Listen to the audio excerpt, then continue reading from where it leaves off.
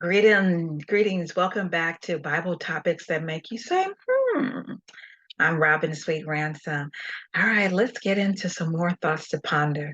And the last time we talked about slavery and whether or not it's something that God condones. And then I ended the session with talking about America and whether or not it has cursed itself by practicing slavery. And in our last session, when we were talking about slavery, the first scripture that we explored was a scripture having to do with kidnapping and how God said those who kidnap others need to be put to death. So that's serious.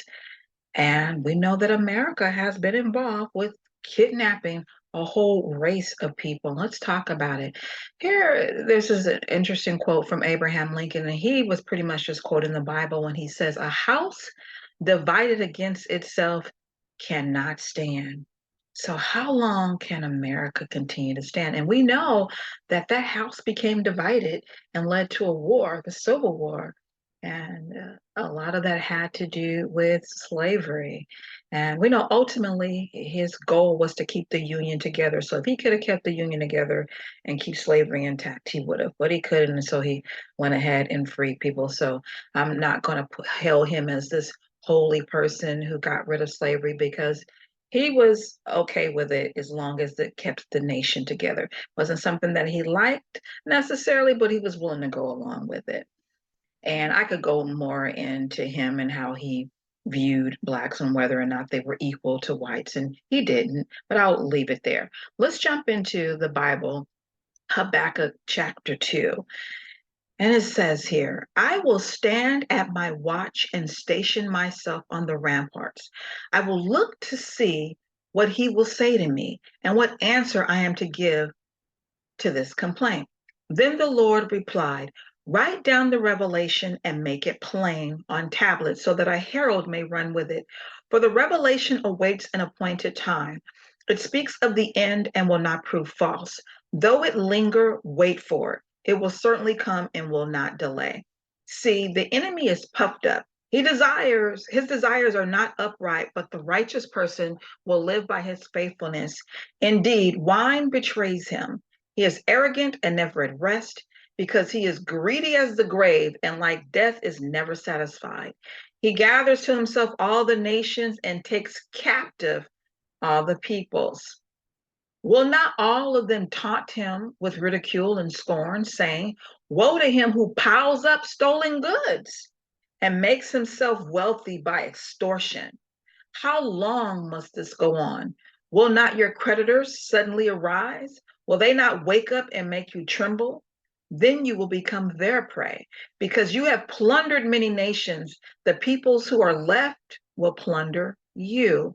For you have shed human blood. You have destroyed lands and cities and everyone in them. Woe to him who builds his house by unjust gain, setting his nest on high to escape the clutches of ruin. You have plotted the ruin of many peoples, shaming your own house and forfeiting your life. The stones of the wall will cry out, and the beams of the woodwork will echo it. Woe to him who builds a city with bloodshed and establishes a town by injustice. Has not the Lord Almighty determined that the people's labor is only fuel for the fire, that the nations exhaust themselves for nothing? For the earth will be filled with the knowledge of the glory of the Lord as the waters cover the sea. Woe to him who gives drink to his neighbors, pouring it from the wineskin till they are drunk, so that he can gaze on their naked bodies. You will be filled with shame instead of glory. Now it is your turn. Drink and let your nakedness be exposed. The cup from the Lord's right hand is coming around to you, and disgrace will cover your former glory. The violence you have done to Lebanon will overwhelm you, and your destruction of animals will terrify you. For you have shed human blood, you have destroyed lands and cities and everyone in them. Of what value is an idol carved by a craftsman or an image that teaches lies? For the one who makes it trusts in his own creation. He makes idols that cannot speak. Woe to him who says to wood, come to life, or to a lifeless stone, wake up. Can it give guidance? It is covered with gold and silver. There is no breath in it. The Lord is in his temple, holy temple. Let all the earth be silent before him. So that was a lot to read. What did you get from that? All right.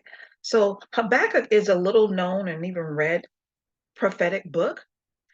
And in there, we see where a nation was challenged for their greed and their deceit and how they have plundered other nations. And listen to this. And I want you to ask the question again: has America cursed itself? What is America built upon? This country has stolen land through deceit, disease, and murder. When what we now know as America, when the people came and took over, they took this from the Native Americans who were here before, and they lied and they stole and they killed them. They killed them with disease. You know, you probably heard about the smallpox filled blankets that they gave to the Native Americans. So they were being met with love and welcoming arms, and that is not what they gave in return. The foundation and wealth that this country has been built on the backs of the enslaved. And in some states, they're thinking about really seriously putting forth reparations, and some towns have actually done it. Here in California, they had a study about it and they're working on that. But you know what? This country can never pay back for the suffering and evil that they caused to Black people in this country who were enslaved, and to their descendants even after slavery has ended and is still occurring today. Rape and violence is baked into the DNA of this country. You know, I don't brag about having white blood in my body. You want to know why I don't brag about it? Because it came as a result of rape. It did not come because of a loving relationship between two consenting adults. So there's nothing to brag about there. In this country, it has kept in place systemic racism and terrorism to keep people in their place. America is one of the biggest terrorists on this earth. They are. They've gone into other countries and stolen from them and abused them, tried to keep them poor while raping them of their wealth and then refusing them entry into this country, right? Where they can. And it's just really sad, you know, and the only person who can end this evil is the Lord, and he will. The poor are exploited by politicians and the wealthy. So all of this evil is what America is built upon. Now, does America do good? Yeah, but it can't cover up for all the evil that it has done. And so often the refrain is, God bless America. And America has been blessed and has been given a lot of time to get things straight. But you know what? The reckoning is coming in, as Habakkuk said. And soon, God will destroy the country that has made its wealth on the back of slavery. And the most evil form of slavery that exists, this country has performed. Don't know the day or the hour or when it is happening, but already this country is beginning to implode already, and it's falling apart, just like all the great governments before them. All right, I know this was a deep topic and a little longer than most of the videos, but I thought it was something to ponder and make you wonder, has America cursed itself based upon its legacy of slavery, and even before that, what it did to the Native Americans? And they even tried to enslave them too, you know. So just something to think about. All right, I'll see you next time on Scriptures That Make You Go, have a blessed one.